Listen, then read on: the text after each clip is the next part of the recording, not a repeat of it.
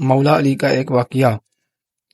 ایک مرتبہ مولا علی جنگ نہروان کے لیے اپنے گھوڑے پر سوار ہو رہے ہوتے ہیں کہ ایک نجومی مولا علی کے پاس آتا ہے اور کہتا ہے، اے علی، یہ جنگ آپ مت لڑے، کیوں نہ کہ آپ کا ستارہ گردش میں ہے، آپ یہ جنگ بری طرح ہار جائیں گے۔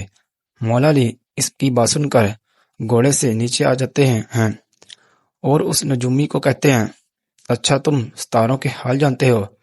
اس نے کہا، ہاں میرا کام یہی ہے، میں ستاروں کو دیکھ کر انسان کا حال بتا سکتا ہوں، اور آپ کا ستارہ گردش میں ہے، اس لیے آپ کو بتایا کر آپ یہ جنگ ہار جاؤ گے۔ مولا علی نے اس نجومی کو کہا، اچھا وہ سامنے ایک گھوڑی ہے جو پیڑ سے ہے، بتاؤ اس کے پیٹ میں نر ہیں یا مادہ ہیں؟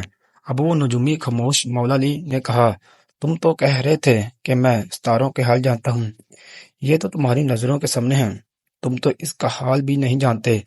مولا علی نے کہا، اچھا بتاؤ، کون سا ستارہ جب ٹوٹتا ہے تو ان پر ایک حرکات ظاہر ہوتی ہے؟ اب پھر وہ نجومی خاموش۔ مولا علی نے کہا، اچھا اس میرے گھوڑے کے پاؤں کے نیچے زمین پر ایک چیز ہے، بتاؤ وہ کیا ہے؟